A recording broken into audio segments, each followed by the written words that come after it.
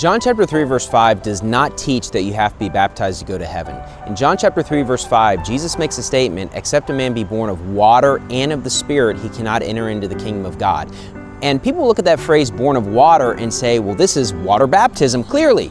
But to understand that verse, we have to look at the context leading into verse number 5. And in verse number 3, Jesus makes a statement to Nicodemus, except a man be born again, he cannot see the kingdom of God.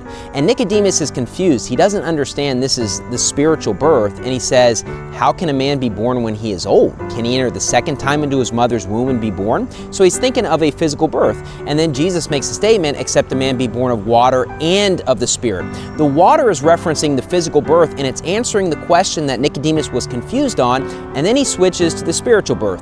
You say, well, that's just your opinion, you're just making stuff up. But the next verse proves it, because the next verse says, that which is born of the flesh is flesh, and that which is born of the Spirit is spirit. And so the second thing mentioned in verse 5 and 6 is the Spirit. That's the spiritual birth. The first thing is born of water. That which is born of the flesh is flesh. What it's showing you is that which is born of the flesh is flesh. The physical birth, it says born of water. That is what born of water actually means.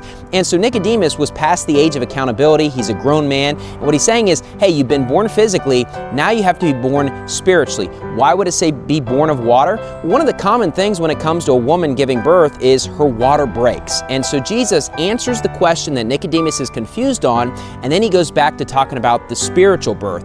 Therefore, John 3 verse 5 does not prove that you have to be baptized to go to heaven.